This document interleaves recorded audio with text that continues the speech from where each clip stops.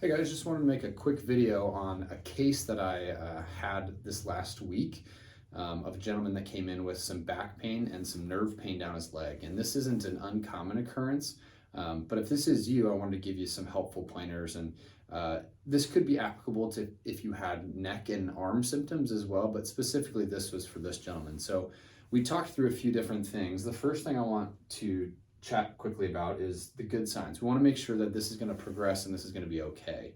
A couple of things that can make you feel a little bit better about your situation would be there's no limb weakness. So this could be arm or leg weakness.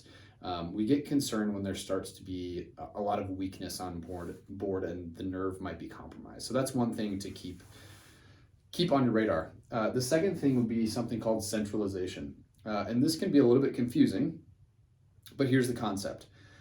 When a nerve or nervous tissue is healing, a lot of times the symptoms go from the extremity to the center part of your body. So for your arm and your neck, your symptoms in your neck might actually get worse before they get better. And same thing with the low back. As long as the symptoms are coming out of the leg and going into the back, the symptoms might actually be worse for a period of time until it gets better. And that's okay. So that's something just to keep in mind. A couple other things. So we have the do's and don'ts. So generally speaking, the do's, we want to be nice to the nerve. And that doesn't necessarily mean don't do nothing. We want to make sure that the nerve is getting blood flow and that it's getting movement and that it's getting oxygen. So there's a lot of different ways we can accomplish that. And exercise is a really big one. And so when someone has a nerve condition like this, as long as they can tolerate it, we want to promote a lot of these things.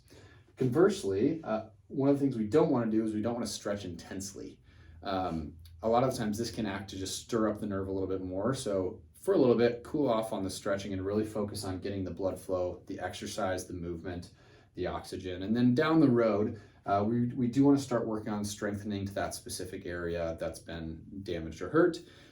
So that's something to keep in mind too. So if you have a nerve injury of some sort, do move, do some exercise as long as you can tolerate it. Don't do nothing, don't stretch intensely.